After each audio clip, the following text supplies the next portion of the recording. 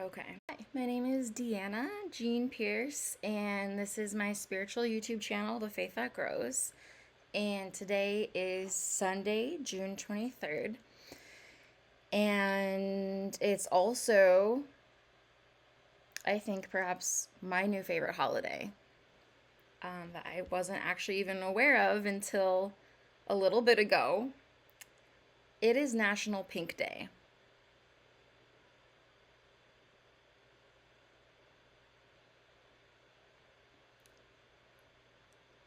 Was anyone else aware of that? Because I was not. So, happy National Pink Day. I'm reading from my phone. So, June 23rd is National Pink Day. It says on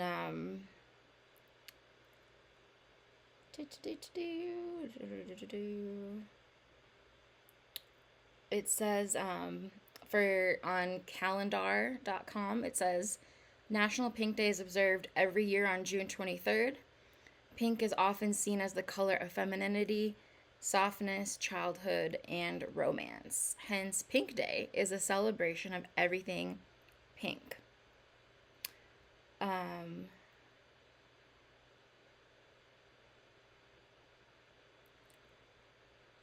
nationaltoday.com, it says, as you might imagine, it's a day to celebrate the meaning, history, and beauty of the pale shade of red.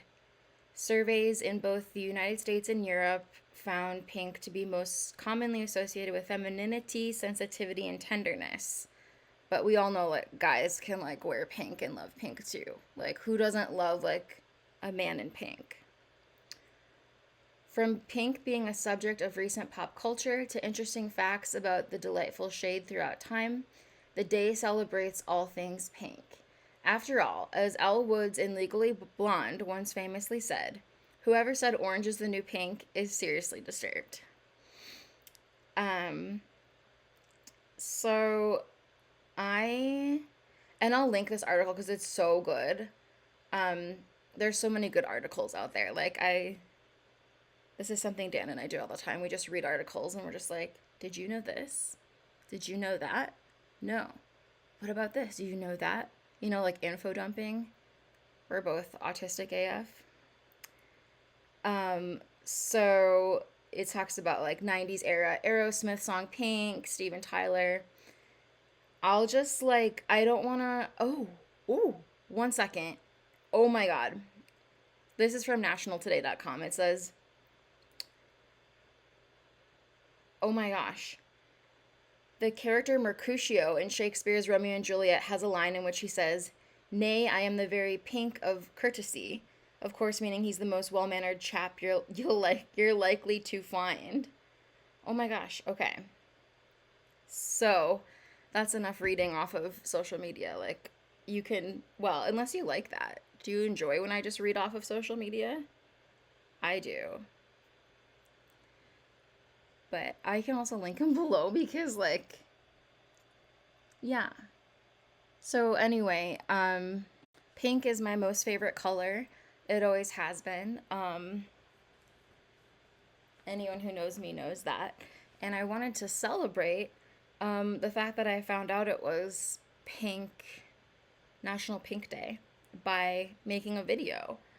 Of course, I have a little bit of coffee. This is Tim Hortons coffee. Dan and I got hooked on Tim Hortons coffee when we were at Spiritual Boot Camp.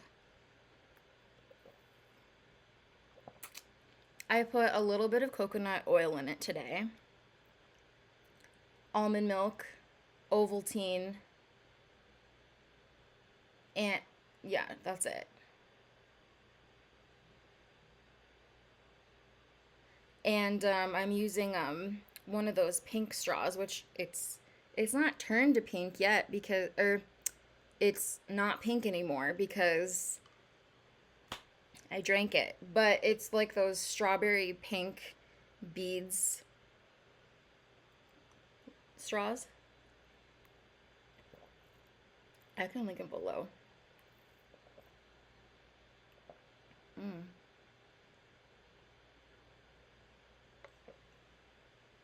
Okay. So, where do I even begin?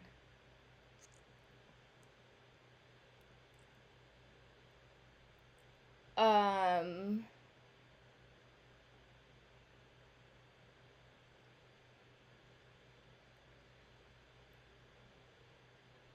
um, Pink being my favorite color isn't the only reason I'm excited about the fact that there is a National Pink Day. When you find out new things like this, like, it's kind of like, for me, I'm like one of those people who are like, probably what you would consider to be overly excited.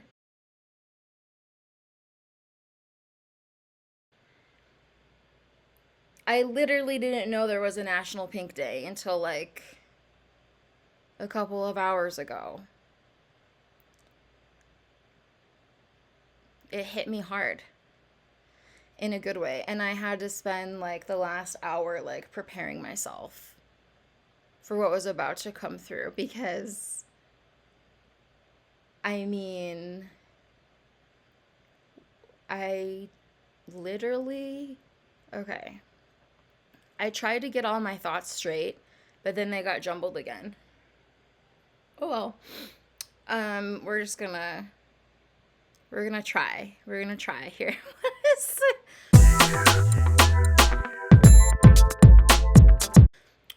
What does pink mean to me? Personally, um, like besides like the obvious, pink represents like ultimate feminine power. That's pretty stereotypical. But like I see pink and I'm just like the most inspired because it's bold, but it's innocent and soft. So it has both. And it makes me feel like just empowered. And it also helps, it makes me feel like nostalgic for childhood. And pink helps me like both claim my feminine power and remember my like little girl innocence at the same time. It's like the perfect thing of both. So, yeah.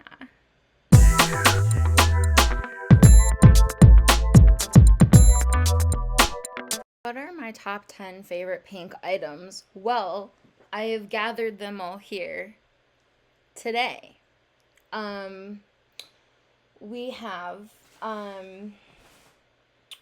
first, I think I'll go in order of when I got them. So the first would be this. This is my number one favorite pink item. It's the very first photo of me that was ever taken, right after birth. My birthday is December 14, 1993. And obviously there's pink in the background. And I don't know who bought this frame. I'm guessing it was my mom. But it has pink and 2 pink balloons on it. And a little bit later in the video, I'm going to talk about why pink balloons are so very important to me in particular, especially now, these days. So this is the reason this is my number one favorite pink item is because not only is it the very first photo of me ever taken in this lifetime, but also, like, unknowingly, whoever bought this picture frame really was like prophetic. And I'll explain that in a little bit. Second favorite pink item in my life is my Polaroid camera with a little bag.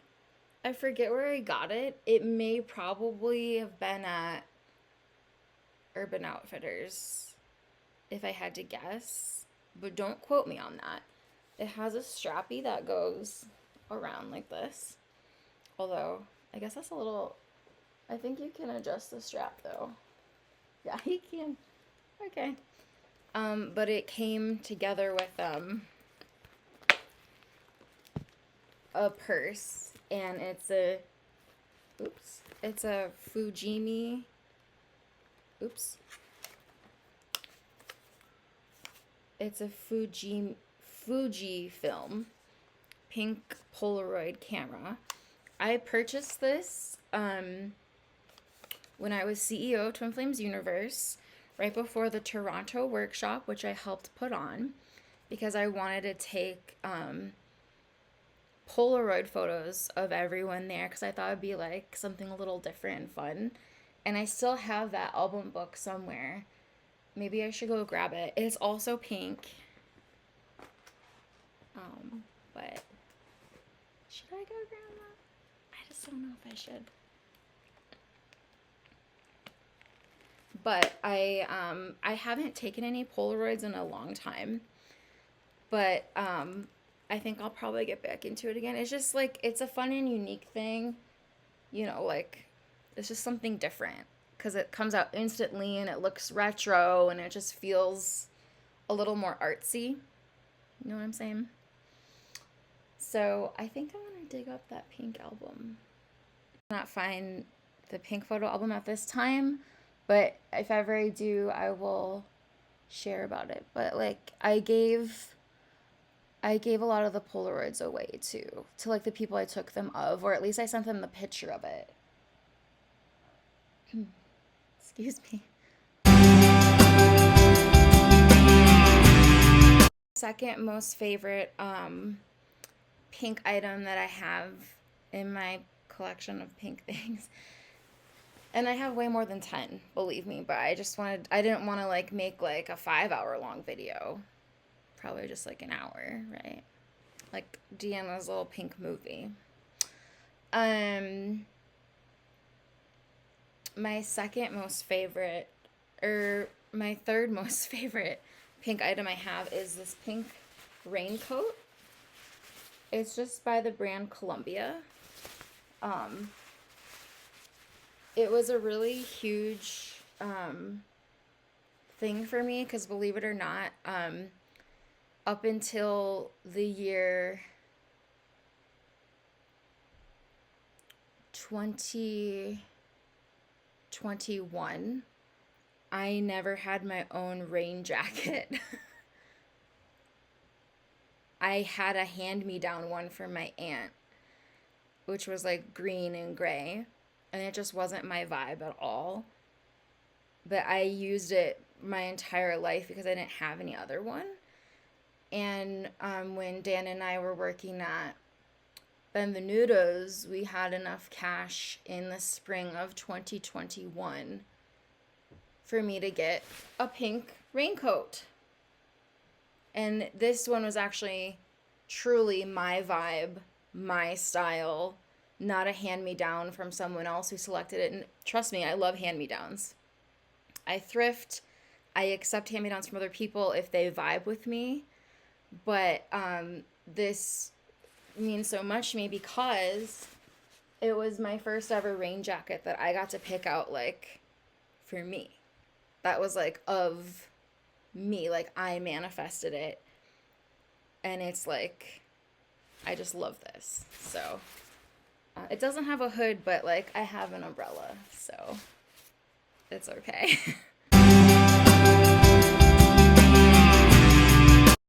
My fourth most favorite pink item that I have is my pink suitcase. It's Juicy Couture, and I got it from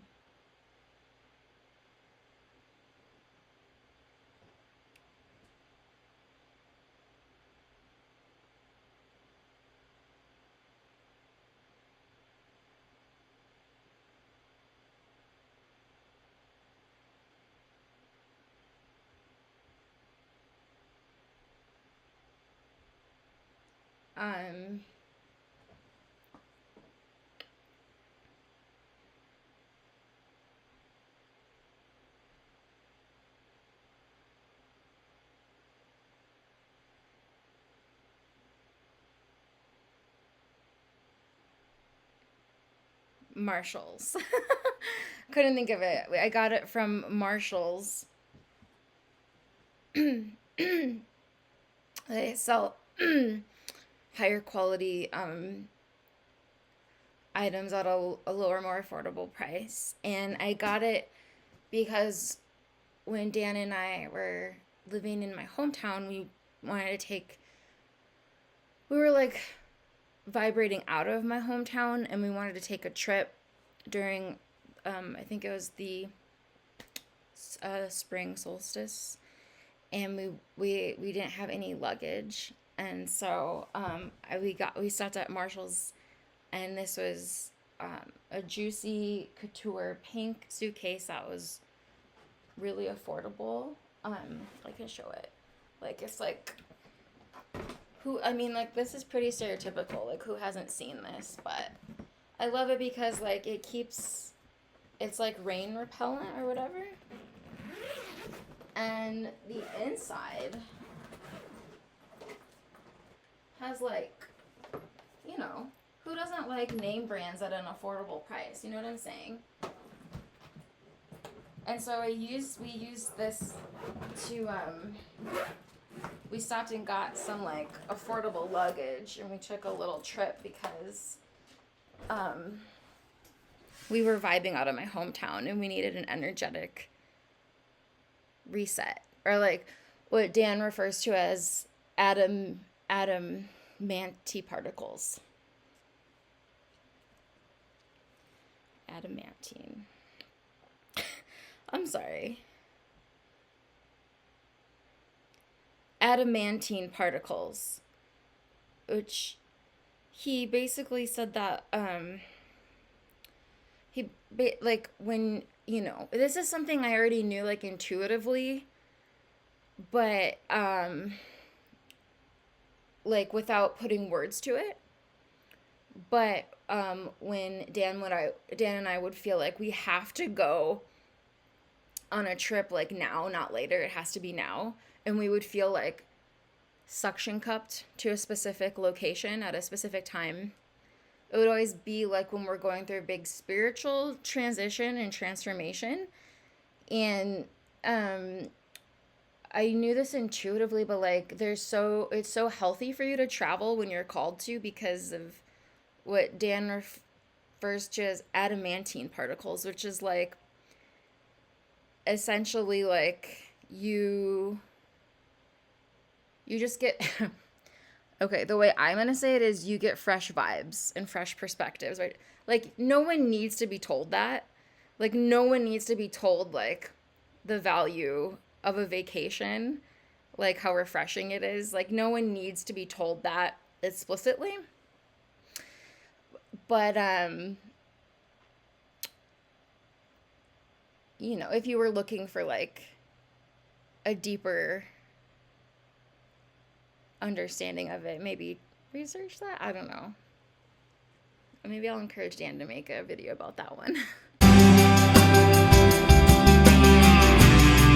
Fifth most favorite pink item I have is my Just Breathe cushion. What is it? Like a meditation cushion. We got these from Amazon a long time ago, because we wanted to not just meditate on the floor or in bed or outside. And so I got a pink one, and Dan got a blue one, and it's came with a bag that says Just Breathe, so you can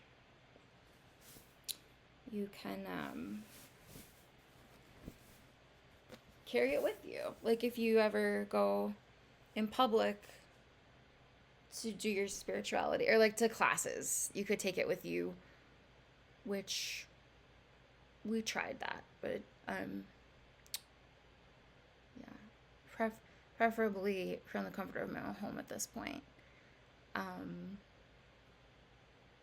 Yeah, but it works really well. I sit on it all the time, and it just helps, like, align your spine and get you just a little bit off the ground so you can, just work on breathing and meditating and stuff like that. Next most favorite pink item I have are sunglasses. These pink sunglasses, because as someone with autism, I am sensitive to light, and these, even though they're not made to go over my normal glasses, they do work properly. They do, like, they don't really slide around that much. I have another pair of sunglasses that are literally made and designed to go over top of my regular glasses, but these are my preferred ones because they're big and pink. You know what I mean? So, I've had these for a really long time, but I love them still. These are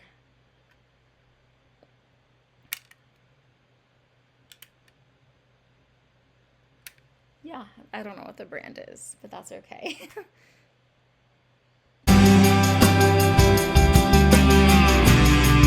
Seventh favorite pink item that I have is my Bible,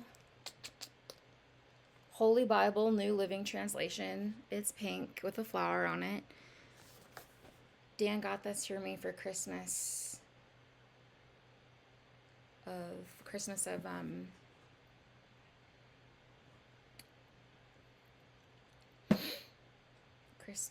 of sorry, okay.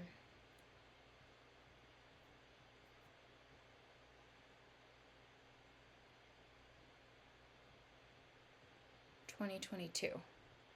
He got this for me for Christmas in 2022. It's the New Living Translation. It's rose metallic, peony, leather-like. Words of Jesus are in red. Full color visual overview. It says holy on it. The way you hold me, hold me, hold me, hold me, hold me. Feel so holy, holy, holy, holy, holy. On God, run into the altar like a trap star. Track star. Trap star, what the heck? So I just did a Bible flip. We all know what that is, right? You just open the Bible up, pop. So I opened up to 1340 in Daniel 9. And I looked right down at Gabriel's message about the Anointed One. I went on praying and confessing my sin and the sin of my people, pleading with the Lord my God for Jerusalem, his holy mountain. As I was praying, Gabriel, whom I had seen in the earlier vision, came swiftly to me at the time of the evening sacrifice. He explained to me, Daniel, I have come here to give you insight and understanding. The moment you began praying, a command was given. And now I am here to tell you what it was, for you are very precious to God. Listen carefully so that you can understand the meaning of your vision. A period of 70 sets of 7 has been decreed for your people and your holy city to finish their rebellion, to put an end to their sin, to atone for their guilt, to bring in everlasting righteousness, to confirm the prophetic vision, and to anoint the most holy place. Now listen and understand. 7 sets of 7 plus 62 sets of 7 will pass from the time the command is given to rebuild Jerusalem until a ruler, the Anointed One, comes. Jerusalem will be rebuilt with streets and strong defenses, despite the perilous times. After this period of 62 sets of 7, the Anointed One will be killed, appearing to have accomplished nothing, and a ruler will arise whose armies will destroy the city and the temple. The end will come with a flood and war, and its miseries are decreed from that time to the very end. The ruler will make a treaty with the people for a period of 1 set of 7, but after half this time he will put an end to the sacrifices and offerings. And as a climax to all his terrible deeds, he will set up a sacrilegious object that causes desecration, until the fate decreed for this defiler is finally poured out on him. I'm not gonna like go into that one, but that's what I opened to.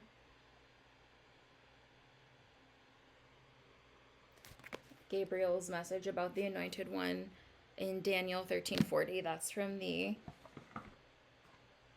Holy Bible New Living Translation.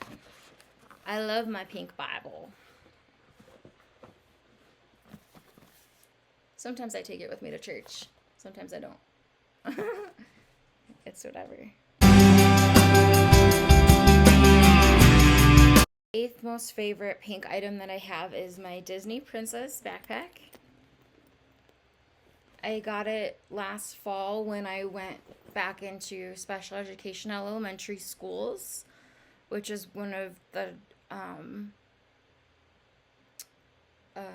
jobs that I've been doing for the past few years. I was guided back into it last fall, and I bought this because number one, I loved it. I got it at Walmart. Number two, when you're working in elementary school, I always found it fun to like, you can be a little kid again too when you're around elementary school kids. Like, yeah, you're an adult and you're the most responsible one in the room and you have to be the dependable one, but I got so many compliments from little kids from this, and they would always strike up a conversation with me like, that one's my favorite princess. What's your favorite princess? You know what I mean? And then I would carry like my walkie-talkie, my schedule, my phone in it, and like any other documents or like a water bottle with me because I would go from class to class and help different students. So, yeah. It has a little crown zipper.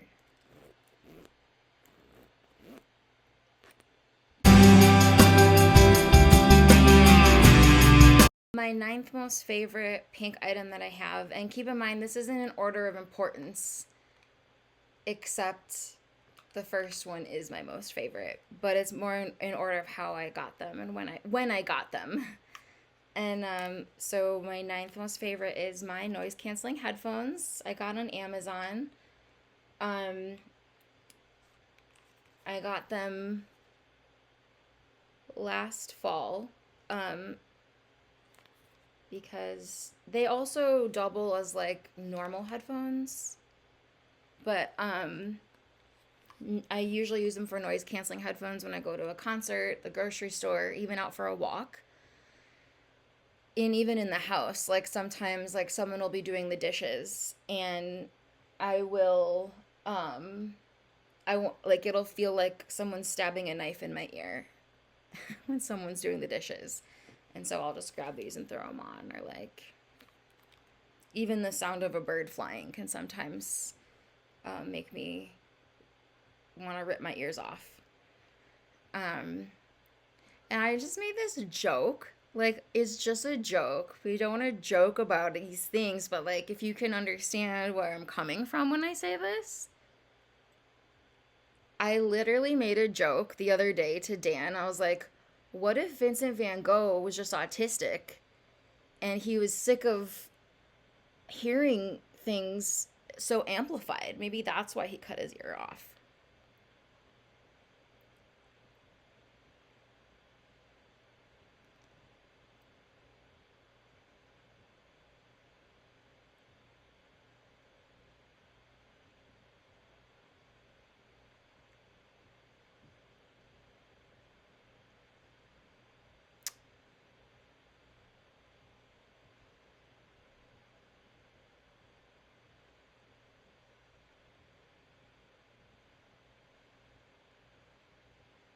Um, he did not like that joke either. He didn't think it was very funny.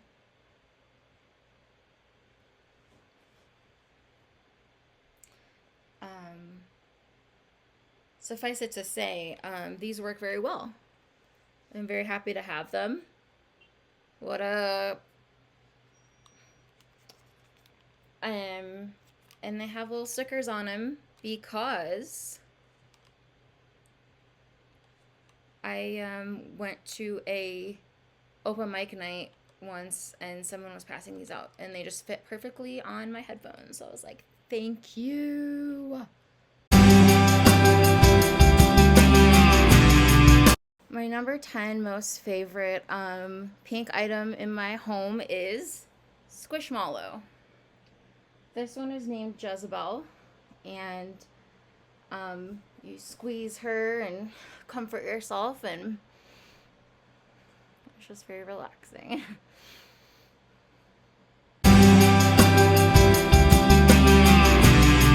Number 11, my bonus most favorite pink item is my Girls hat. It's obviously black and white technically, and the pink is only here, but that's why it's number 11. It was a bonus. I got it at the Lion's Den Adult Superstore, and I just love it. It's like my hat for the year. So, yeah. These are a few of my favorite things that are pink. So, since it's National Pink Day, and I've been really desiring to share about my like autism like coming out story, I'm gonna share a little bit about that. So how I found out I was autistic was extremely special to me and unique. I feel like, and I almost like don't want to share it, but I'm going to anyway. So a couple years ago, would have been in the fall of 2022, Dan and I were both moved by God to work. We were transitioned from healthcare to special education. And it was the first time either of us had worked in special education. At least I'll just speak for myself. It was definitely my first time ever working with autistic children. God asked us to switch from being CNAs to being in special education for the first time around the fall of 2022. And so we were hired as special education assistants in for me in elementary school, and for Dan it was in a middle school in the same school district. And we started being around these autistic children, and we started being taught more about autism in children. And at first we were kind of like, what are we doing here? Like, why did God have us transition from being CNAs working in healthcare to working with autistic young people? What's that about? At the same time, the Church of Union was putting out videos and sermons about people in Church of Union realizing they were autistic, because Jeff and Shalia had kind of hinted and encouraged them to look into it. And so Dan and I would watch the Sunday sermon. We like watched a Sunday sermon where Jason and Chrissy like came out and talked about autism, and I was like, what? Because God just had us start working with autistic children, and I was like, oh my God, could it be? Could it be? Could I be autistic too? Like, I was like, no way. Because I didn't know anything about autism. I thought it was like a freaky thing. No offense. No offense to me. No offense to you. I thought it was like a freaky thing. I was like, ew. Like, I thought that was like a weird thing. Seriously, I'm not kidding. But I kind of brushed it off because I'm like, no, I don't think so.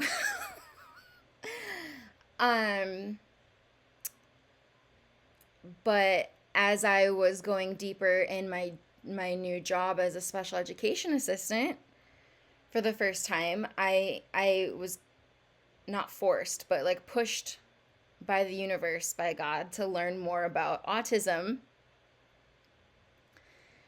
because I had to. I literally had to because I was working with autistic children. And so I went to the library in, should I say all this information? I went to the library in Baraboo and I got a handful of books about autism. We both did. And I started reading them. And in my mind, I was thinking, like, I am reading these books so I can help the children I'm working with more. That's why I thought I got those books.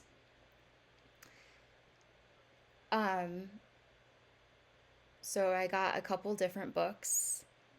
Dan and I had also been called to watch Netflix's Love on the Spectrum. That past like spring and summer too. So it was like these gentle awarenesses, these gentle push from the universe, like gentle awareness arising. And one of the books that I got was called Asperger's in Pink. And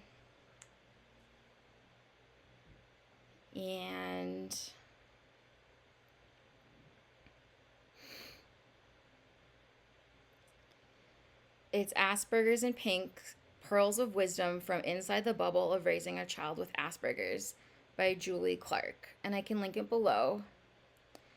I read it so fast. Like, I read it so quickly. And I was like, oh my God. I read it so fast. And I thought I was resonating with it because, I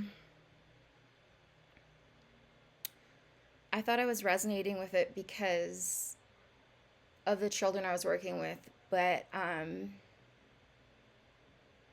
when I was reading the book, I realized that I actually resonated with, I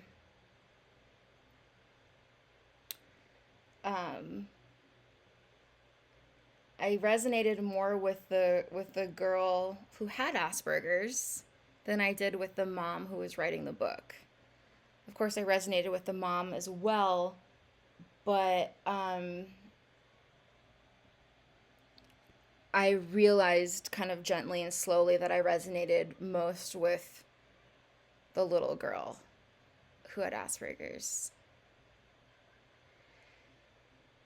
So I read Asperger's in Pink, and I kept working at my job as a special education assistant, and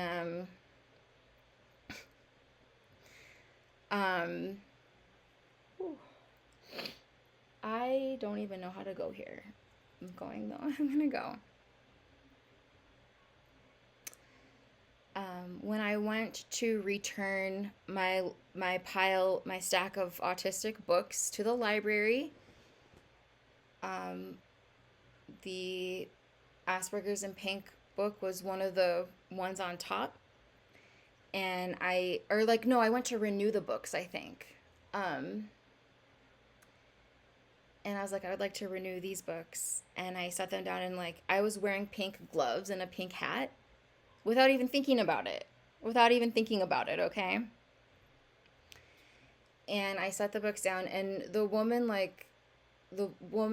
librarian kind of like took a step back, and she like looked at the book Asperger's in Pink and looked at me, and I was wearing a pink hat and pink gloves.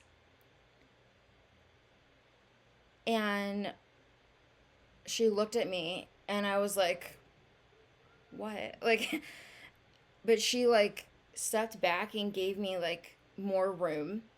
And then she started treating me differently, not in a bad way, in a good way. She slowed down what she was saying. She talked in a quieter tone. She was more conscious of her body movements. And she was more cognizant of like her presence, and like, over here is this. Here is this. And she slowed down what she was saying, not because I'm dumb, but because she must have had an awareness of autism herself. And so it was when she started adjusting her behavior um, it kind of clicked in my mind. I was like,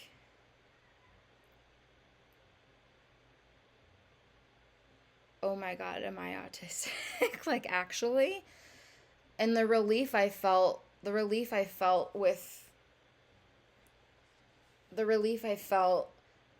the librarian had altered her behavior, I felt just waves of relief washing over me that she wasn't like, blah, blah, blah, blah. And then I'm just like feeling smacked in the face, and I leave and I'm like, I didn't hear anything. I didn't process anything. I don't know what you're saying. I don't get it. And then I went, this was back when Dan and I only had one vehicle, my orange Subaru, and I had to go pick him up from work.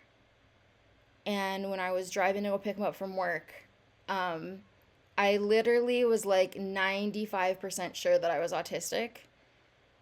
But when I was driving to pick Dan up from work, in my orange Subaru, as I turned the corner, a pink balloon went flying right across my windshield, right in my view. And I was like, God had blessed me with this awareness.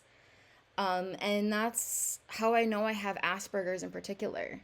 I know that they stopped formally diagnosing Asperger's in 2013, which was a year after I graduated high school. And they just kind of lump Asperger's in with all of autism. But just like the whole Pluto thing, where they made Pluto not a planet, and I don't care, Pluto is still a planet.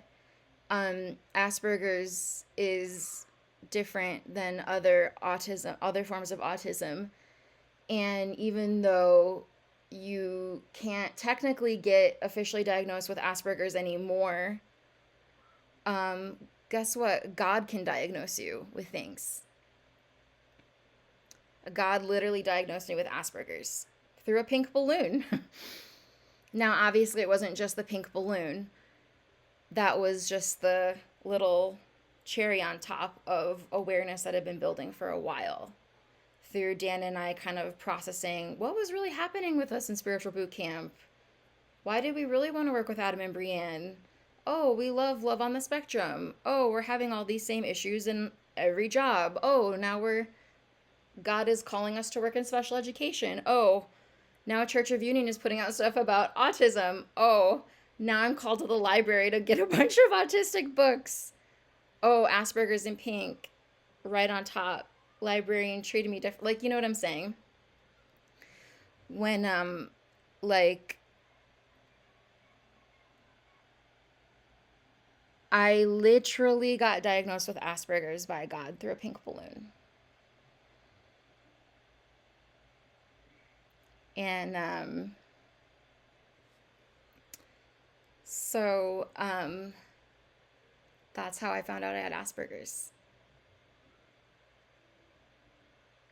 Oh, and then God also had me get a Greta Thunberg book.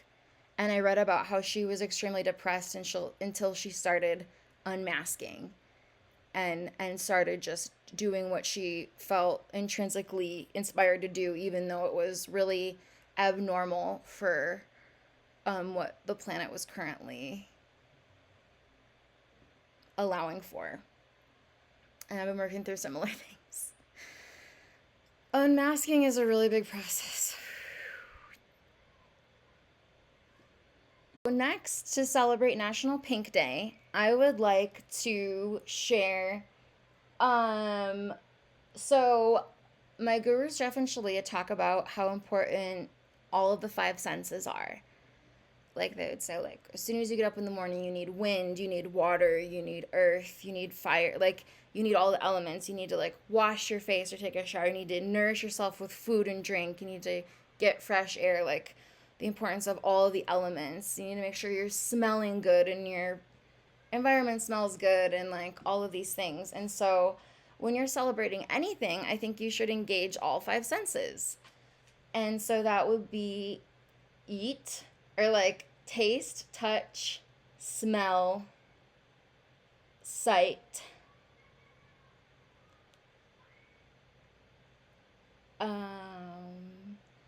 taste, touch, smell, sight, and listening, hearing.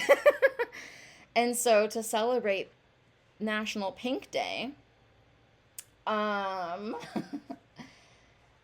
5 things that you can eat that are pink.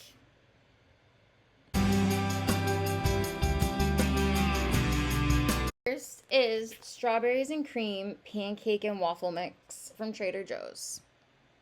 We did not make these this morning, but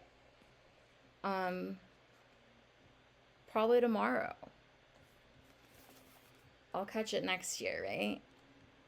It says with sweetened dried strawberries and white chocolatey chips. Yummy. Second thing you can eat to celebrate National Pink Day is the Starbucks pink drink. Has strawberries in it, and coconut milk, and yummy yum yums. Who doesn't love Starbies?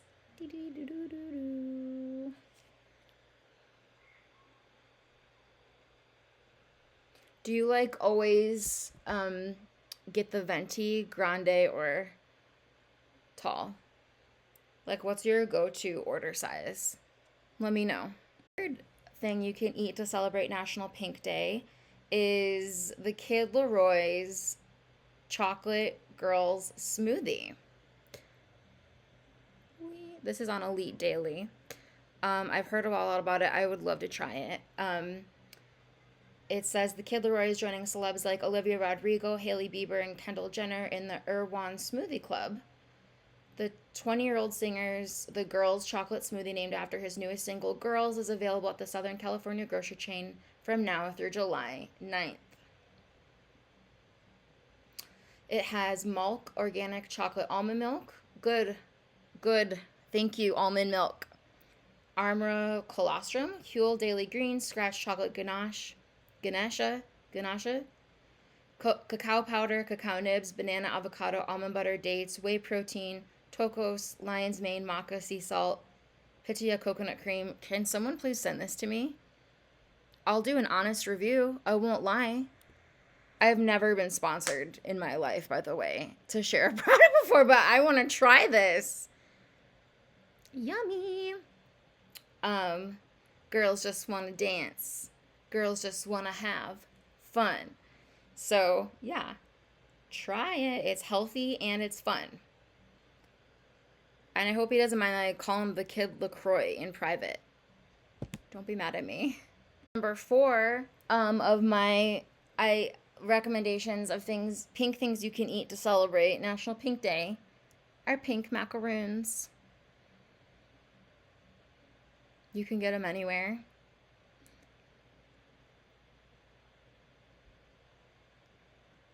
I think. Easy to find. Delicious, delicate, very summer flavor. 5, my idea for something you can eat to celebrate National Pink Day is, depending on your age and if like you are considered dry or wet, pink lemonade or pink wine like rosé. So yeah.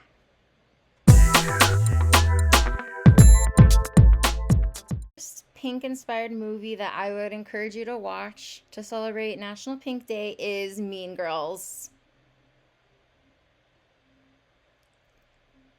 Duh. Is it my most watched favorite movie? No. Not quite, but it's up there. On Wednesdays, we were pink.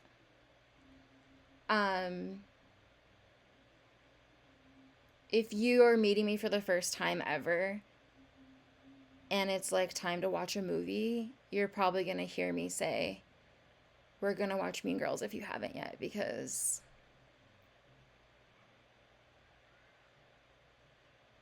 it's just wonderful. It's a wonderful movie. I recently took a online quiz, like which character from Mean Girls am I? got Gretchen Wieners, which I don't know if I even agree with, but it made me laugh. She does have one of my favorite lines. She does have one of my favorite one-liners, which is, I don't think my father, the inventor of toaster strudel, would be too pleased to hear about this. Maybe I am Gretchen. I might be, actually. Not to like set too much stock in like, not to set too much stock in online quizzes, but like, do you ever have that experience when you take an online quiz and it says like which character you are? You like feel like you've had like, you were like born again and you just were like blessed with an epiphany, because that happens to me all the time. I'm like, I'm Gretchen Wieners. And then you just like think about it for a long time.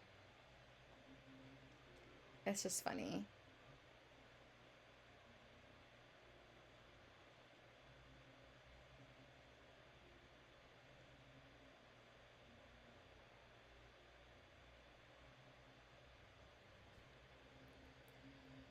I love that movie.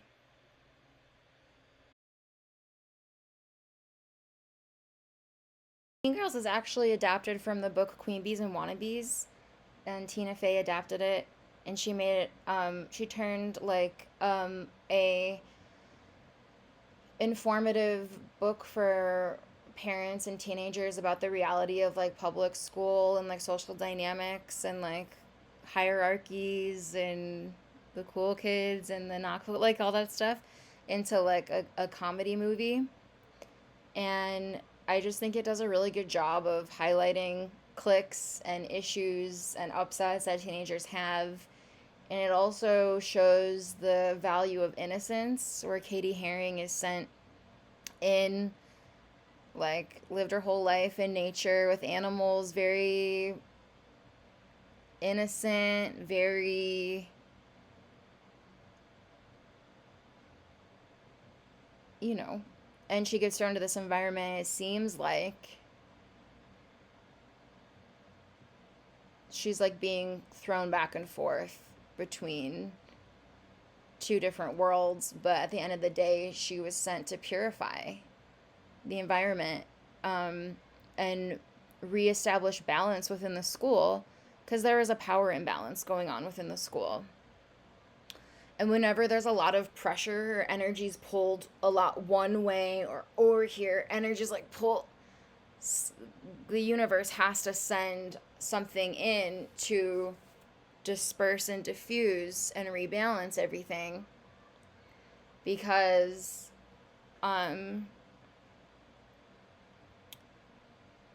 energy is not supposed to be caught up in any just one place. It's supposed to be, there's always supposed to be equilibrium. And it's one of the funniest movies I ever have seen, and I I think about it all the time. And it talks about a lot of important topics, like not having to change to get someone to like you, or like,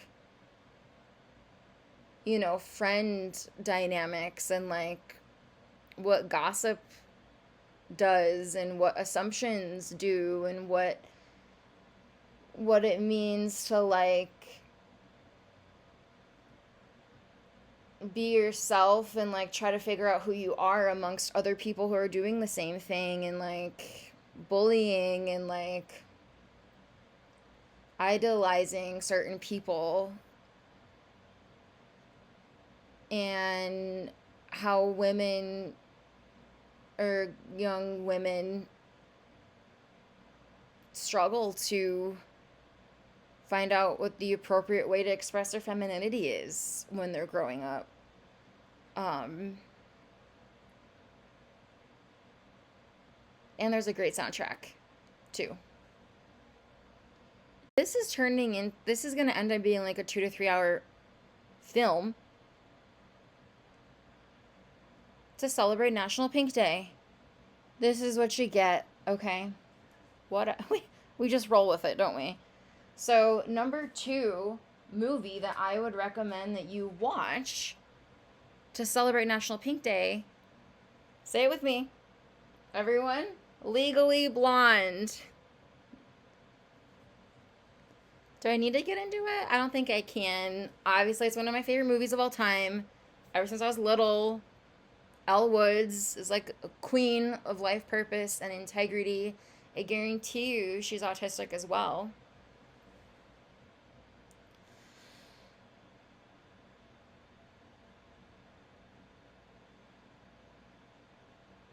And let's just make it easy on ourselves. Number 3 movie that I would recommend you watch to celebrate National Pink Day is Legally Blonde 2. Because she makes it into the White House. Legally Blonde is an excellent movie because, and don't watch this if you haven't seen these movies. There's nothing but spoilers, okay? Just skip right over it. Legally Blonde is important because it shows a story of a woman who believed that all she was like kind of a blonde bimbo who also was smart and knew about fashion and had a really high profile boyfriend. But then things didn't work out the way she thought and hoped they would. And she had like a breakdown, which we know is a breakthrough. And she ends up going to law school and then like changing the whole planet and like purifying the environment all along the way. Um, it's very inspiring. And like the bend and snap thing is fun. And I just love that she's a Gemini vegetarian and she like says it. And it's also one of the funniest movies I've ever seen. And it also just helps you feel like inspired, be like, yeah, I can do anything I want to do as a woman. And I don't have to tolerate it. It highlights a real kind of sexism that women encounter in all kinds of different industries. Like I said, spoiler, where she gets hit on and then she quits or wants to quit. But some people help her rally and like, yeah, women can do anything they want to do. Elle Woods for the win. I feel like Legally Blonde 1 and 2 are one. So the third movie that I would encourage you to watch to help celebrate National Pink Day is Miss Congeniality with Sandra Bullock. What? My aunt introduced me to this movie when I was very young, and I think it's amazing. Once again, it's like a kick-ass woman in like a job you might not expect her to be, and she's breaking through societal norms and doing things that you maybe wouldn't expect a woman to do, and she does it in only the way that she can. And basically all of these movies are about, so far, people being the lotus.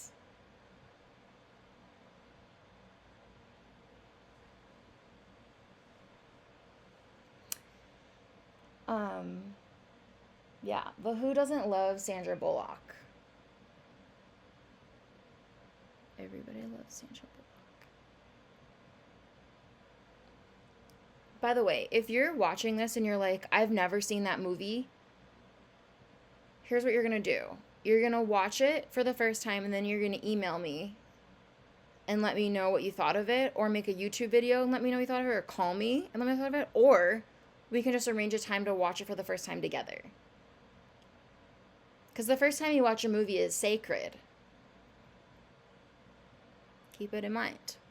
A movie that I would encourage you to watch to celebrate National Pink Day is Pretty in Pink with Molly Ringwald's fiery redhead, much like myself. Even though it doesn't look like it, I am a natural redhead, and I can prove it if you need me to.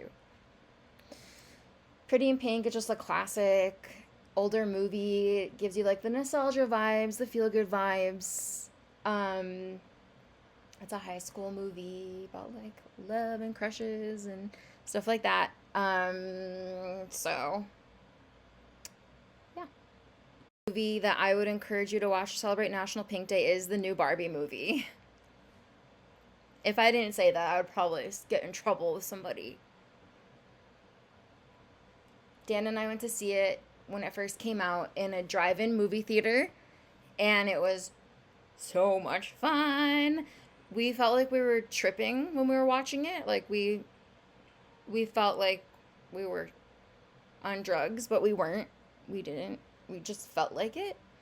Um and it was like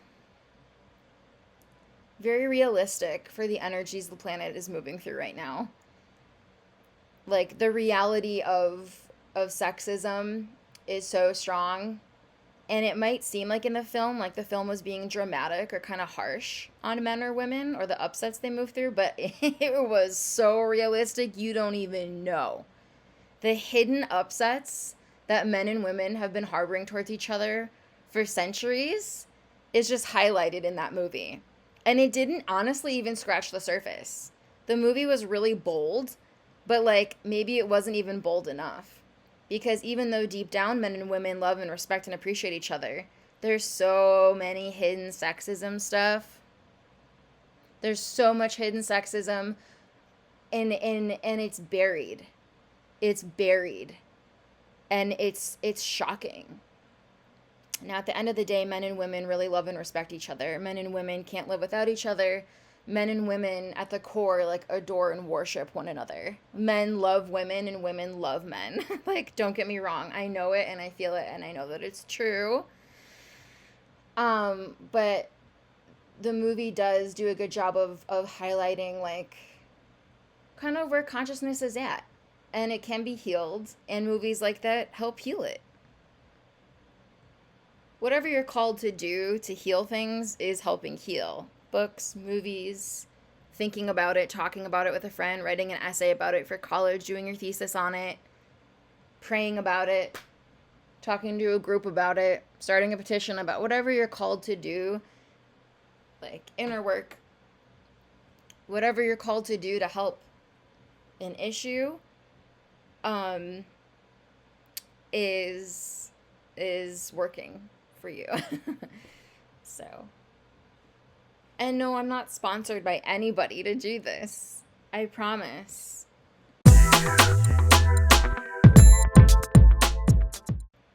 This one's easy. My Spotify playlist to celebrate National Pink Day. I will link it below.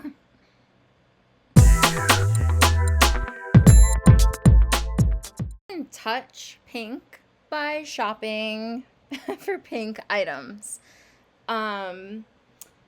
First, you could go to Victoria's Secret and get a nice like pink bra or pink underwear for yourself. Second, you could go to Bath and Body Works and buy some like pink body spray for yourself. Third, you can touch pink by, especially if you're autistic or just sensitive, by stopping at a store and getting like what I did, not today, but like a squishmallow.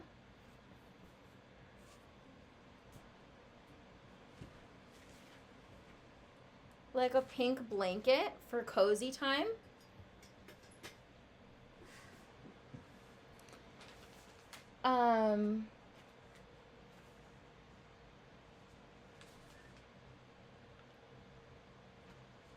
Yeah.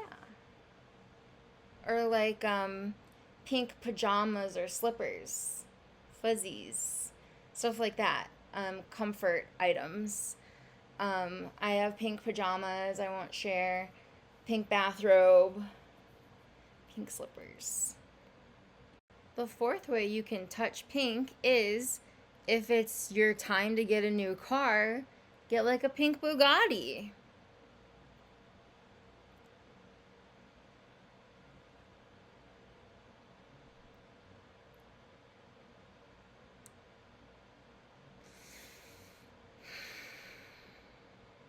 The way you could touch pink to celebrate National Pink Day is you could go to like a petting zoo or a farm or somewhere where they let you touch animals. You could touch a flamingo or a little pink piggy.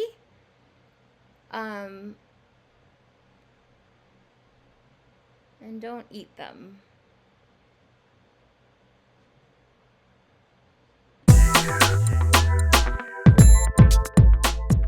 And last, for the five senses, how can you smell pink? Well, you can smell pink by lighting a pink candle. You can smell pink by drawing a rose scented bath for yourself with rose bubble and like Himalayan salt. You can smell pink by cooking pink food. You can smell pink by using a pink perfume or body spray. And 5, you can smell pink by buying pink flowers and smelling them. Obviously, there's pink in nature, so a fun activity could also be going to a local flower garden and looking at flowers, walking around, taking a hike and catching a pink sunset or pink sunrise. Or, even painting something pink or drawing something pink. There's endless possibilities to celebrate National Pink Day. And these are just a few of my ideas.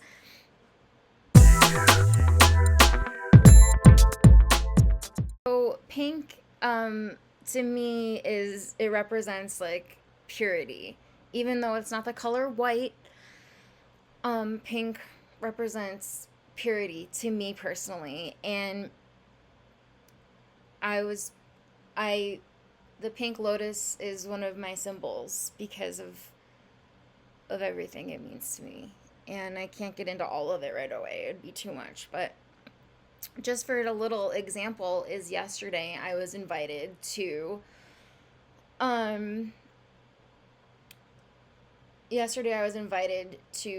dinner with Dan's coworkers, and there was a guy there who was being pretty inappropriate towards me. And guess what he ordered to drink from the bar?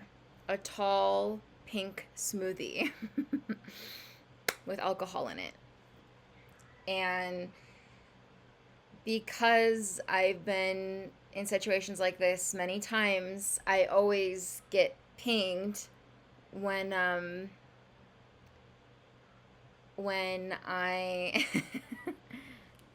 when I'm gonna be called to set a boundary or call someone out for something. Inner work and boundaries are equally important. And so last night, this guy who was being very inappropriate with me, I set boundaries multiple times, and he didn't get it. It didn't register. His behavior didn't change. I tried talking to Dan about it. It didn't really change. And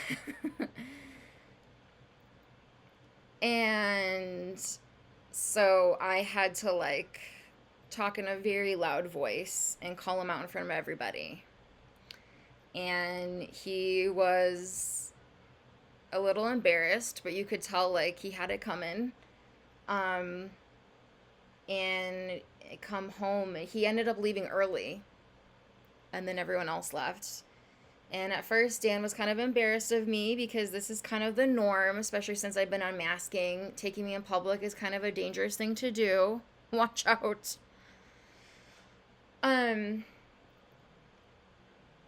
It looks so much fun in that pool right now. I'm gonna go in at some point. But so we got home and talked about the event that happened. I was like, Dan, you realize what was happening, right? That my boundaries were being ignored and all of these things. He was being very inappropriate. He was trying to get in between me and the purity of the event and just enjoying my food and the company. And he was trying to make it about him and his wants and needs. This is very common for men, especially older men, is to be completely unaware of their behavior and how intrusive it is. And after we argued for a while, and I finally broke through to Dan, he finally admitted to me that I wasn't the first woman to point out this man's inappropriate behavior. Turns out a woman of a Native American background who was hired as a salesperson a few months ago actually got fired after bringing to the manager's attention this man's inappropriate sexual harassment behavior. And instead of the company taking action and weeding out the negative behavior from the negative older gentleman's sexual harassment, the woman was fired. The sensitive woman bringing up an issue was fired. This has happened to me everywhere I go. Everywhere I go. I bring up an issue, I point it out, and I'm fired. I'm blamed for it, or I just vibe out because people just can't handle my leadership. So, I sent a communication about it, even though I don't work with Dan. I went to dinner with his coworkers, and I weeded it out anyway. And Dan talked to the guy today, and he's going to talk to a manager about it soon. Now, inner work and making sure you're loving yourself is important, but men need to learn how to stand up for women and protect women in the workplace, because it's very sensitive for women to be in the workplace and not feel like they have any protection, because the divine feminine is supposed to be the inner squishy, soft, and the divine masculine is supposed to be the hard outer shell, protective. Now, women protect men too. It's not just a one-way street. And men protect men and women protect women. But women should feel free to be themselves and feel safe in work environments or any environment, free of sexual harassment.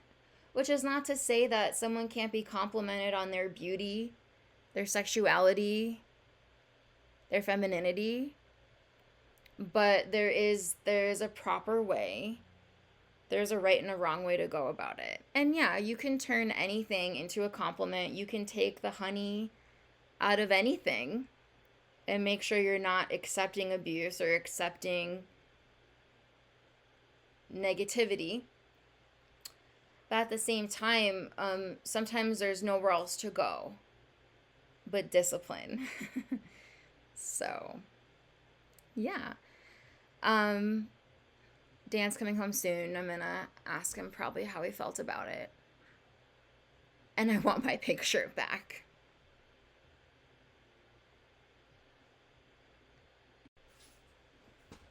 Hi.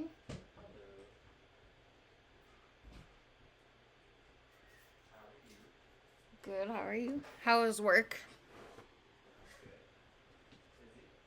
Busy, busy, busy.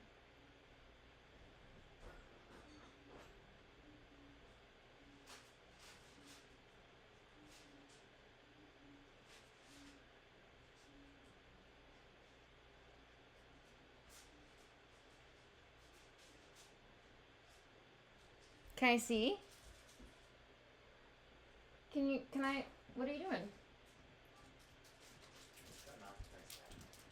Oh. Oh. They're pink. Is that what you were expecting? No. You just pointed. You're wearing a pink shirt. Yeah. Oh my god. Dan, sit down. Sit down. Here. Now you're in the hot zone. Uh-oh. I made a movie on accident. Oh, I see. We're recording. Yeah, so it's National Pink Day. Mm-hmm. And I can't believe I didn't tell him to wear a pink shirt, okay? No. I didn't just did. tell him to do that. Use intuition. Mm-hmm. You just used your intuition. Sorry. You just used your intuition. What? So, okay. What is this pink flower? A pink orchid. Pink orchid. I didn't want something that would die so quick. That's and good. we just got roses, so I would have gone with roses. I love that. Just three ice cubes once a week. Good. Yeah. Some rosé and chocolate. Yeah. So the pink wine that Dan picked out for us today is called Sinsalt Rosé, Maison Barboulotte. Product of France 2023.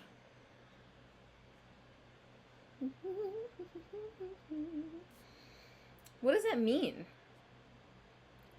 Barboulette de la Sainte Jean, donne-moi de ton vin rose, je te donne de mon vin blanc. Barboulette de la Sainte Jean, monte sur toi. I studied French for one semester, and I couldn't stand it. It didn't make sense to me. But I want to return to it and try again, because at the time I was like, no comprende, because I'd studied German for 5 years before that. Then to try to switch to French, I was like, this just doesn't make sense to me. But I want to return, because you know French. Oui. And so he's inspiring me. I want to go back and try to learn it. What does this say? I don't know if I know. I think I'm guessing Barboulotte is like bottles. Can we Donne-moi de ton Google vin it? rose. Give me of your red pink wine, whatever. I give you my pink wine. I give you my pink wine. I'll look it up. Don't worry about it. I already told you. I don't believe it.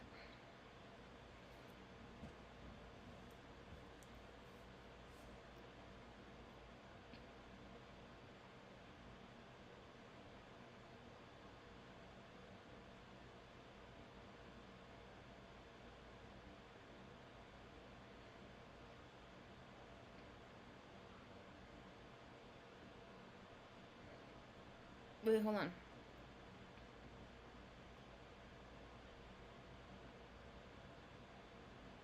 The heck?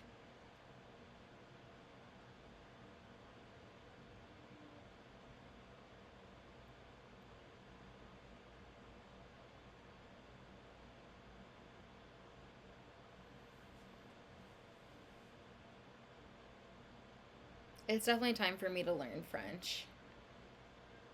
I've wanted to for a while, and I did learn it. I just A little bit. 6 just yeah. Is un poco French or Spanish? Spanish. Oh, oops.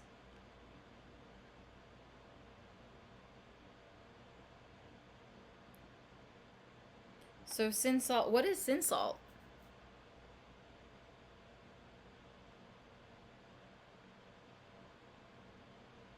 What does it mean? Just leave it. Oh, it's just a type of grape.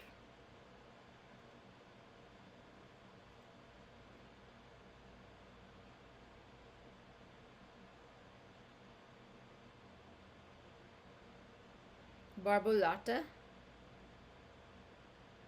de la Sainte Jean. Oops. Oh my god, okay. What does this mean? No, no, no, no, no, no, no. Okay. Don moi de ton vin. Oh yeah. Give me some of your. Yeah, I have trust issues. Dan told me what it said and I didn't believe him. Okay, so it is National Pink Day. Do you have anything to share about the color pink? Well, first of all, I naturally wore pink today. Just didn't even know. And I love the color pink. was one of my favorite colors as a kid. Um, I loved my cousins with pink walls and just, pink dolls. I liked pink a lot. And now, of course, I associate pink with Deanna. Yeah, no, I mean, I associate pink with love and the heart I chakra. didn't tell him to say that. Trust me. It's true. And yeah, it's like the color of love, the heart chakra. It's very healing color. It's a shade that is very soothing, and it's so gentle. It's a very loving color. So I love pink, and I chose a very light shade for today in the flowers. There's of course a whole range of pink. There were roses, more the color of Deanna's sweater. Oops, sorry. I want to pull your hair. Which I also love. So those pinks express very different things. Deanna's pink is more passionate, in the sweater, versus the gentle. And this pink, this is more like a peach pink, which is warm, a warm pink.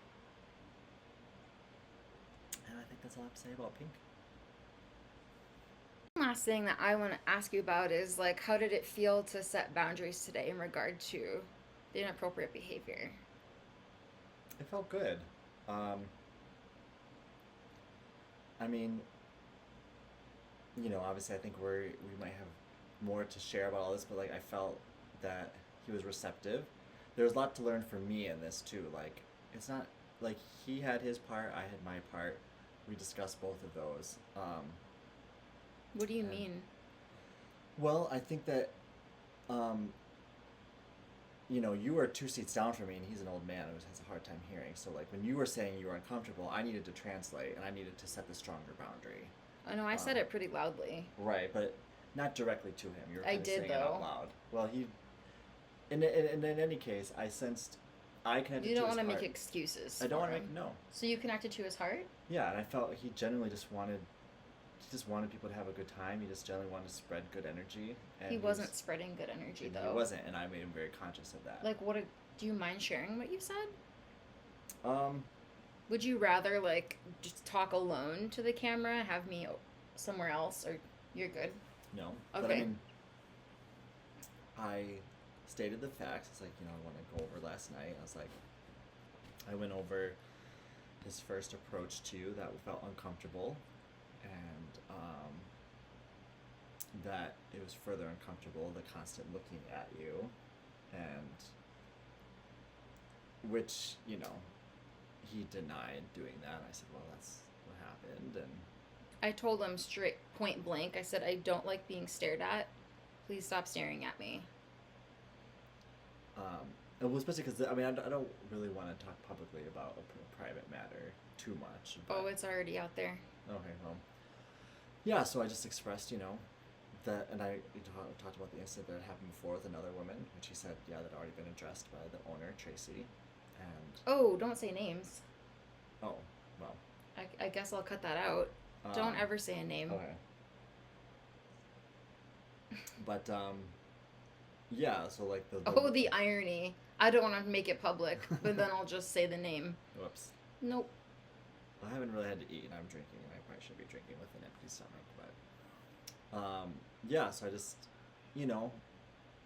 the truth is, I can learn from this experience. Well, I used to actually be like this, where I was Mr. Super, trying to, like, be super charismatic, and I used to, women would get very upset with me. That so, wasn't like, the intention. No. There's nothing wrong with being charismatic.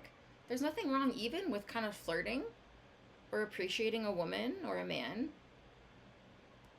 The problem is if someone expresses discomfort, expresses a boundary, and that's ignored over and over, like there's no change in behavior, especially if it's over an extended period of time, that's the bad thing. And that's where I sense, like, he just, his capacity to receive the information, like I asserted it a couple times, that I felt he acted like a jerk, and it wasn't, appreciated, and he needs to look at, like, his impact on women.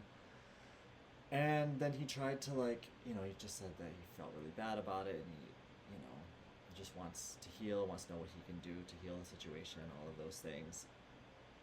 And then he tried to just, Did you tell him what he could do differently? I said, well, yeah, I mean, I told him that, just to really listen to women when they speak. I mean, like, and to be aware that, like, men don't always understand the impact on women, so you have to listen. Exactly. Um, And I just want to say again, I don't mind compliments. I don't mind men flirting with me or engaging me in conversation. I don't mind being told I'm beautiful.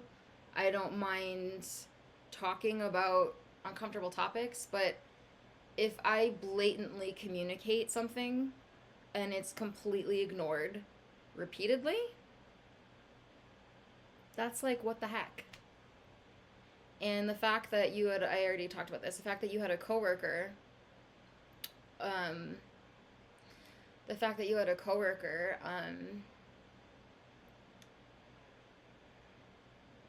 already addressed this issue and then get fired is even more concerning. Well, she got fired. Trust me, I would have fired her too. She was not a good worker. But why wasn't she a good worker? She refused to actually work. But why do you think she was refusing to work?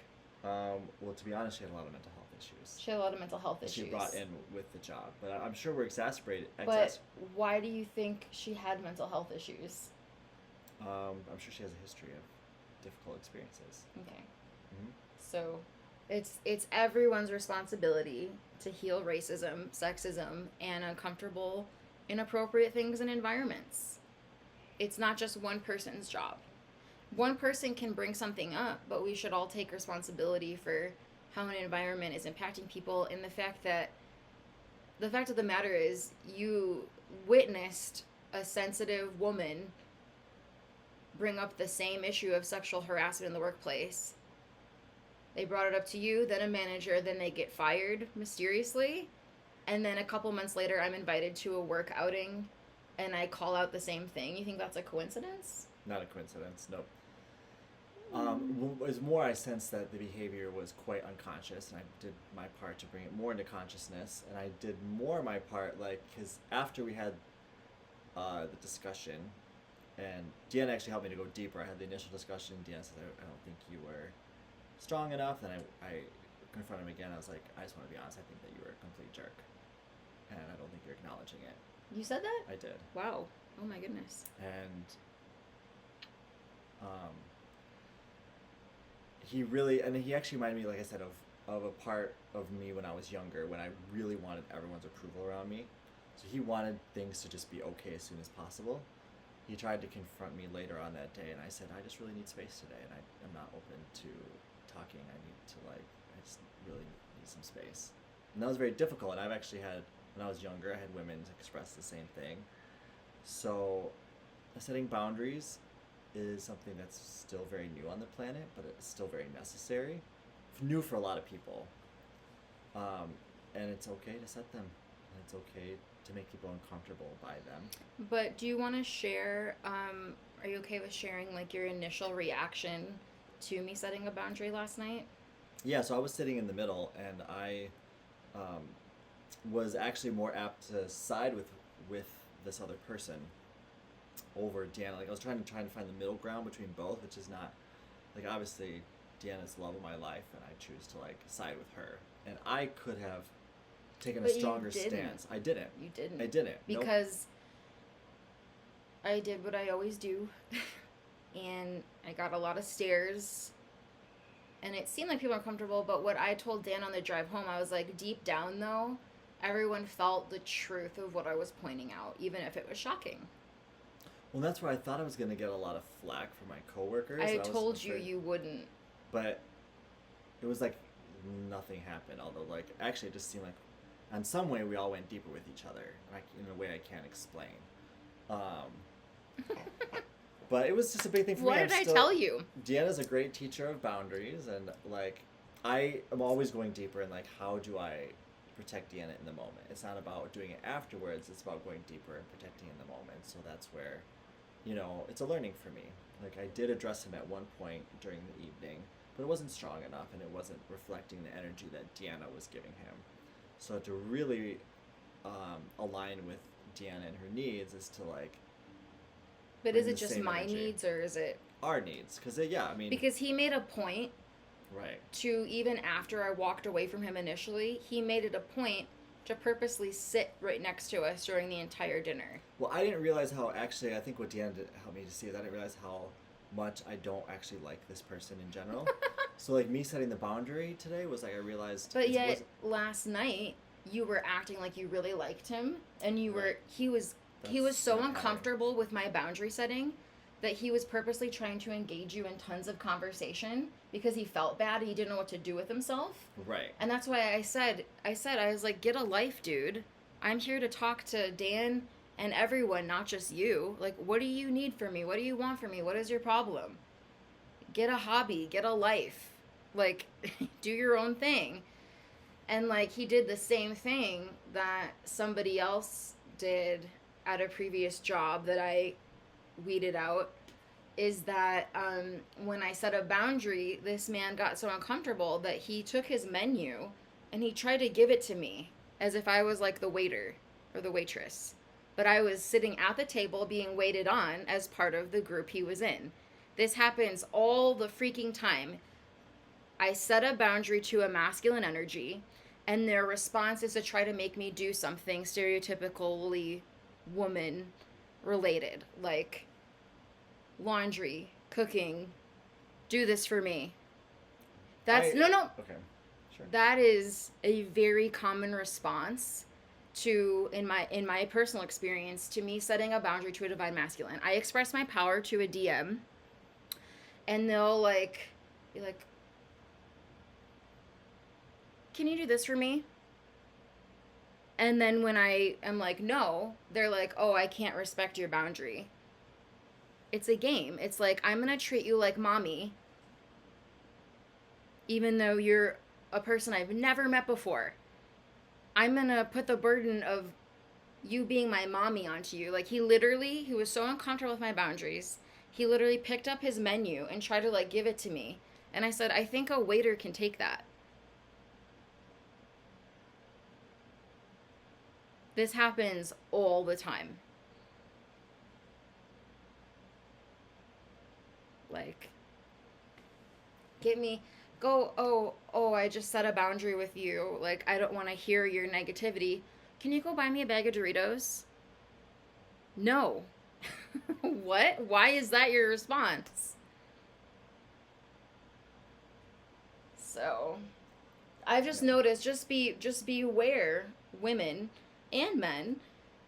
I've noticed this is a repetitive pattern. I will set a boundary with a divine masculine, doesn't matter where, when, how, why, and one of their first responses is to try to make me do something stereotypically that women do, like go get me something, go do my laundry, go cook me food, can you do this for me? Because when I discipline them, then suddenly they're a whiny little boy who wants mommy to do something for them. Now, men and women can take care of each other, but if it's a stranger I just met, no.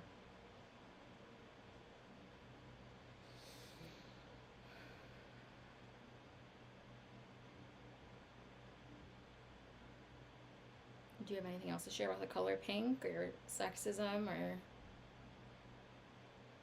legally blonde or anything pink?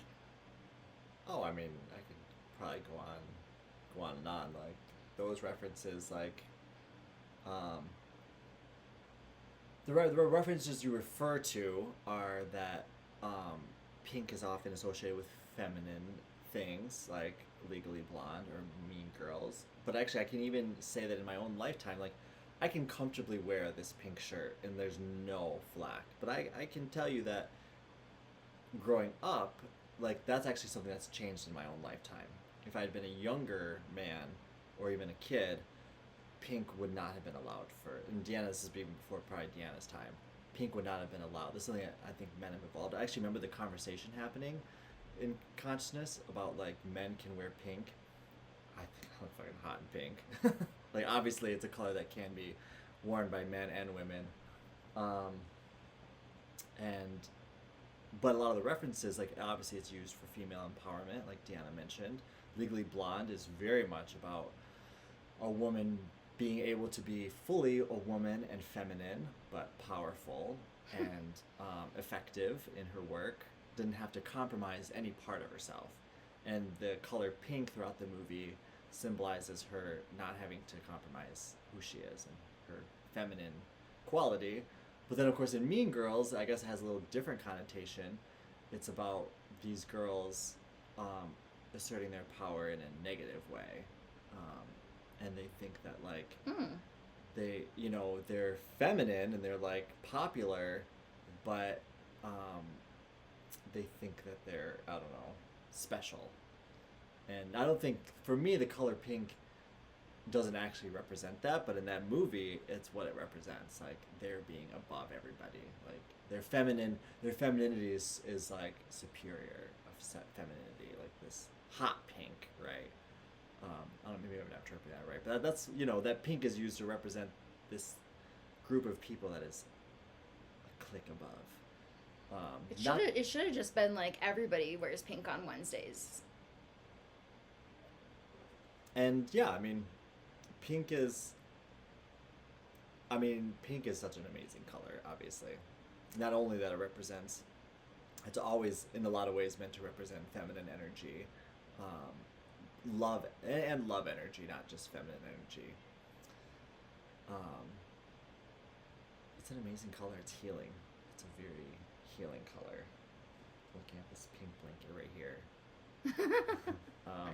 I would say bring pinks into your life if you want your heart chakra to be opened, because it's very, in more gentle aspects of it. Rose quartz. Mm-hmm.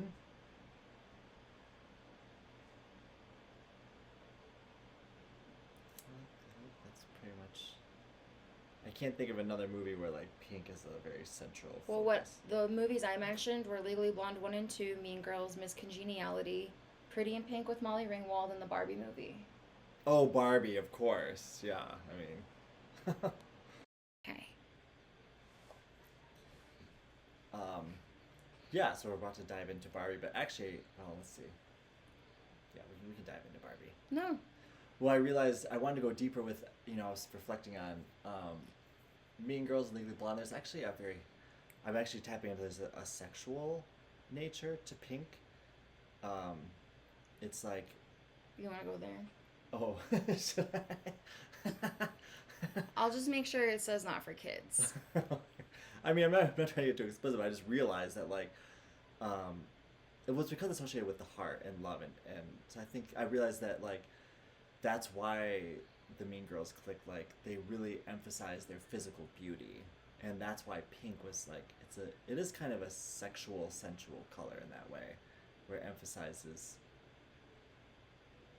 love. Well, the core is the romantic energy, I guess, more would put it. Romantic energy. Because the inside of a vagina is pink. Yes. Mm-hmm. And a penis is kind of pink, too. Yeah. Right, and so I think that's why there's, like... I just noticing, I was, like, taking in the color pink, there's a sexual feeling that You can't even arises. say these things on YouTube, can you? You can say sexual.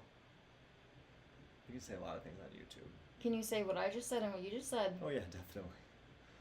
We're going to I'm going to publish the director's cut of this movie immediately, and then we'll see if it ever... sex ed knows these things. It's okay. This is going to be the director's cut. I'm just going to do it as is. My first movie. Actually, it's not even my first movie. But I guess I wanted to say that before Barbie, because what's interesting about Barbie is I realized... It's my first movie that's long, though. Right.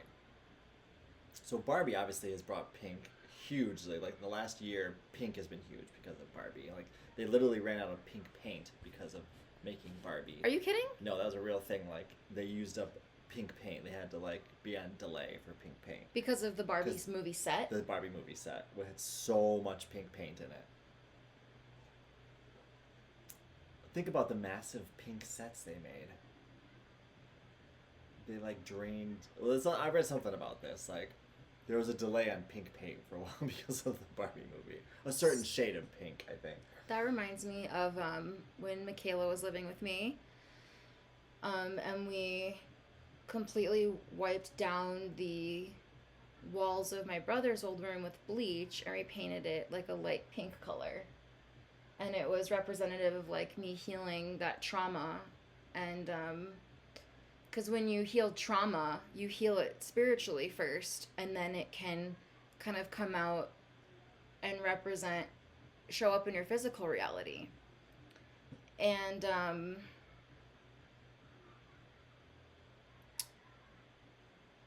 so Michaela and I literally cleaned top to bottom the closet and all of the walls with bleach water.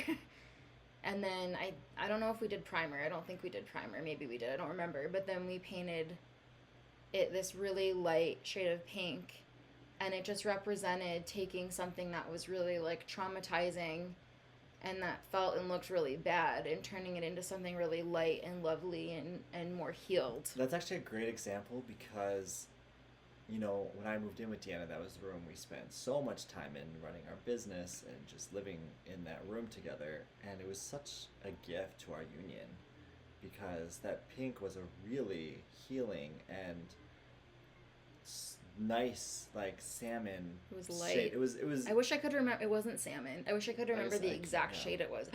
Dreamsicle. Dreamsicle. It was just. Michaela helped me pick it. I remember she helped me work through my upsets to painting those walls. It actually helped the room feel bigger. Yeah. It just and it felt spacious. It felt like a loving, like being inside a loving heart. It was a nice space to create. So just that's an example of using pink to, well, in this case, bring in your ultimate lover and bring in romance into your space, into a space that, you know, maybe meant something else in the past. It was able to really heal that space. Yeah. Pink is such a healing and powerful color. Do you want to talk about Barbie now? Yeah. So actually, it's interesting. I realized I was going to mention the whole like connection to sexual energy before Barbie, but because Barbie, like, typically Barbie's associated with kids and innocence, and that pink. Can I just say something? Sure. Sometimes, even though I need to wear glasses to see, sometimes it actually hurts to have them on. Almost like I can see too clearly or something. I can just relax. Yeah. No, I don't know.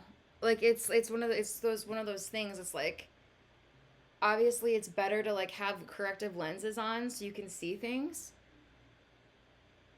But at the same time, sometimes looking through them and seeing all of the details of everything so sharply actually is like extremely overwhelming. And I have to take them off.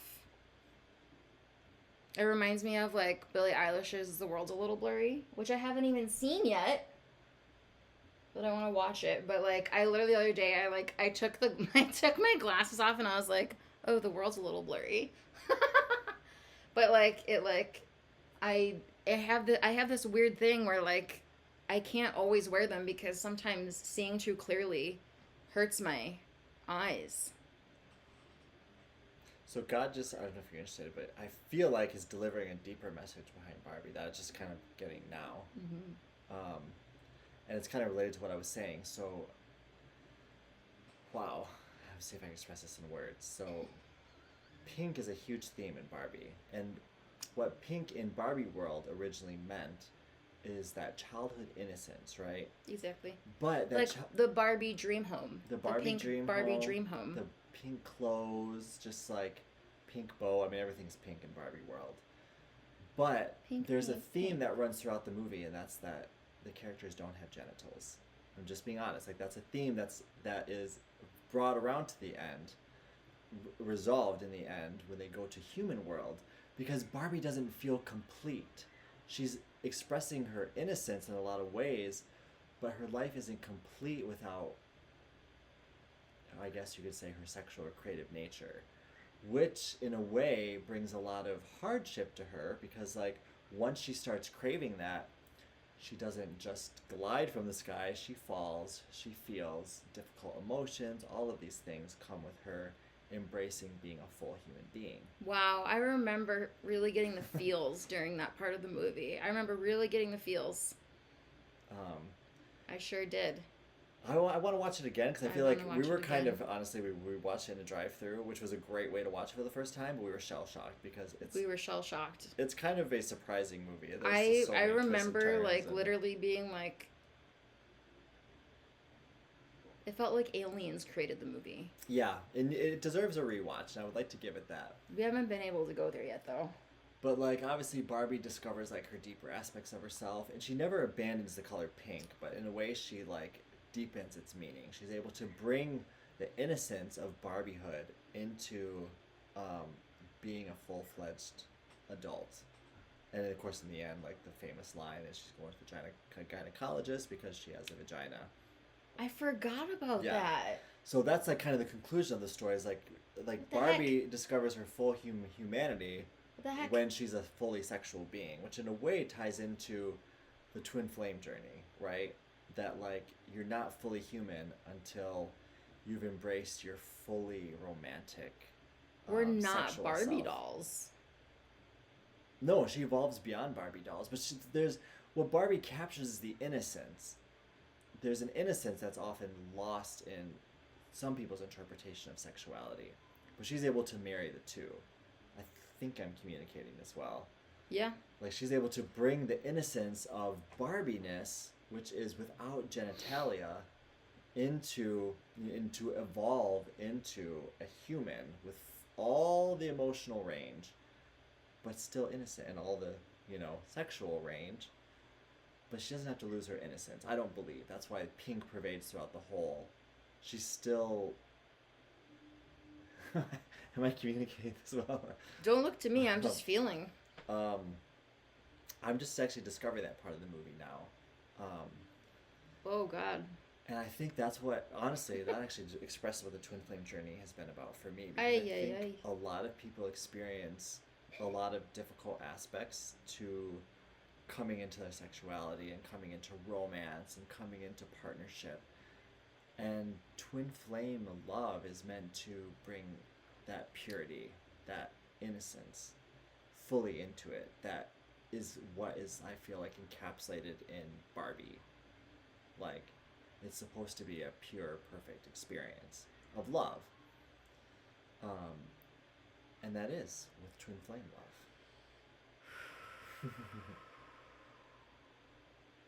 I don't even know if Barbie meant it, but that's kind of the download I got about Barbie right now.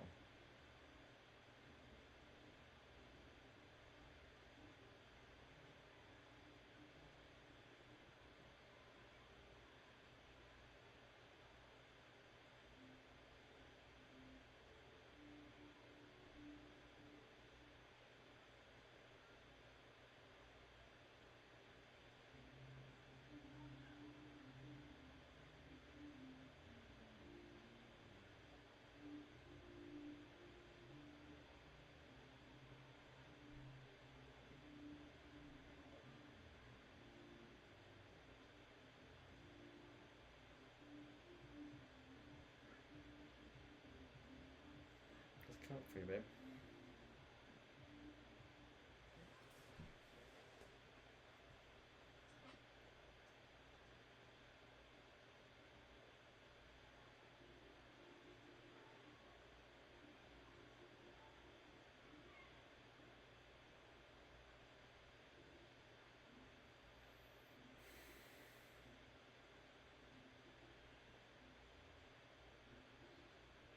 I told him, I'm like, he thinks like I'm an alcoholic, but I told him, I'm like, that's not what it is. It's just that I can't feel my feelings without drinking.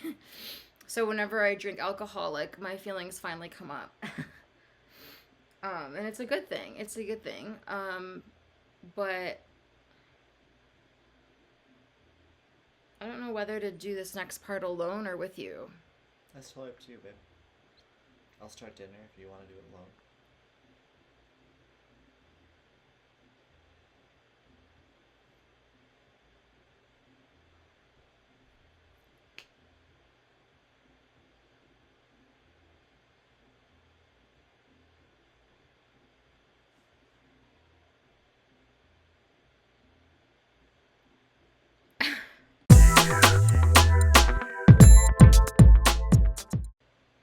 So the last thing I wanted to mention in this little like biopic for National Pink Day is just something that was brought up when Dan was expounding upon the Barbie movie.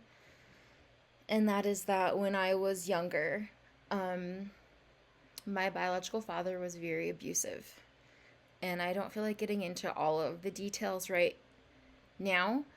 But what I do want to mention is that I was seeing a therapist for my entire childhood, from about the age of like 3 or 4 through the age of 16. And my therapist had a Barbie doll set in her therapist office. And I don't truly understand how no one in my family understood that I was being abused by my biological father every other weekend for visitations, because my mom was aware, my biological mother was aware enough that my biological father was abusive enough that she kicked him out of the house when I was 2 years old. But for some reason, I was still forced into every other weekend visitations with him until I was about 10 or 11 or somewhere around that. And I had a court-ordered therapist since, like I said, I either like age 3 to 5, I'm not really sure. But what I'm confused about is how no one picked up on what was actually going on. And I remember very clearly a memory from being in my therapist's office, and I put the little girl Barbie doll in the bathtub, and then the Ken doll father Barbie doll, I walked over and peeked his head through and had him staring at the little girl Barbie doll. And so if my therapist had those Barbie dolls in her room, in the Barbie house, in her therapist room, to try to observe what kind of behavior I was experiencing through my playing with the dolls, then if she had actually been paying attention, she would have understood that there was abuse going on, not just through what I was communicating and how I was behaving, but also through me playing with those Barbie dolls. And so this topic is very deep and very complex and multi-layered, like a 7-layer cake or something. And like I said, I don't want to dive too deep into that at this point in time, because I think I already have like a 2-hour movie on my hands. So it's time to call it a day. I want to get this out by midnight CST for National Pink Day. Even though I fully recognize that everyone's going to be like, what the heck? It's over. National Pink Day is over. Honey, then take some notes and plan for next year National Pink Day to celebrate, okay? Because I was only made aware of National Pink Day like hours ago. So, yeah, the rest of what I am being called to talk about, the deeper thing, is going to come up probably later. But I just want to communicate that you should be aware of therapists. Be aware of therapists and other supposed professional people who are supposedly professionally licensed to handle your trauma and your therapy and counseling, because my therapist completely ignored all of the blatant signs that I was being abused and didn't intervene even a little bit. She was acting like she was watching a movie. Like, oh, that's interesting. I'm not going to do anything about it, though. I'm not blaming. I'm just communicating the truth. If you haven't noticed, all of the things that I have talked about and that Deanna's talked about today are intricately related and interwoven.